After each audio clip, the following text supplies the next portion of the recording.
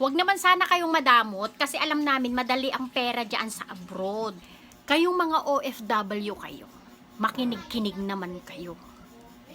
Alam nyo ba na kaming nandito sa Pilipinas ang taas-taas ng tingin namin sa inyo? Yung tipong yayamanin, yung tipong maraming pera, yung tipong nabibili yung gusto, ganon. Kasi nga, kapag nagpipicture kayo, mga branded, ganon, samantalang kami nandito sa Pilipinas, napapasana all na lang kami. Napapawaw kami. Ngayon, eto na. 'Di ba ang taas na ang tingin namin sa inyo. Pero kapag nagpapasalubong kayo, tama na yung isang toothpaste, tama na yung isang sabon, ano na, panindigan nyo naman yung tingin namin sa inyo. Dapat man lang, minimum na magbigay kayo 5 pirasong toothpaste, 5 pirasong sabon, ganun, hindi yung isa-isang piraso. Ganun. At eto pa, kapag sana nangutang kami sa inyo, magpautang kayo. Huwag na kayong magdalawang isip na magpautang. Kasi nga, hirap kami dito. Wala kaming pinagkakakitaan. Samantalang kayong mga OFW, buwan-buwan ang sahod nyo. Dollar ang sahod nyo.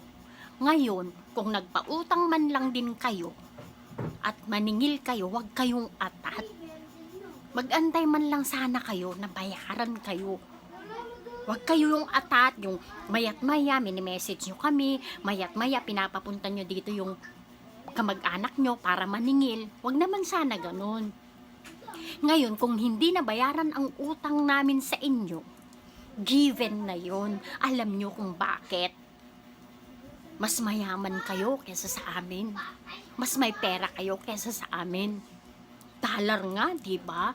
Dollar ang kinikita nyo. Huwag naman sana kayong madamot kasi alam namin madali ang pera dyan sa abroad. Oras-oras binabayaran sa inyo dyan. Samantalang kami dito kahit anong kayod namin, mahirap ang buhay dito. Hindi basta-basta ang pera dito sa Pilipinas. Ano, galit ka? Kasi ganito yan. Peace. Ex-OFW din ako. Yan po yung realidad, yung real talk lang po na expectation versus reality. Ayan, bahala na kayo, baka kasi nangyari sa inyo. Sabi ko nga nangyari sa inyo or nangyari sa akin. Ganun naman talaga yung mga buhay-buhay natin. Kaya bato-bato sa langit, ang matamaan huwag magalit. Pero in real life talaga, meron at meron yan. Ayan, salamat, huwag kayong magalit.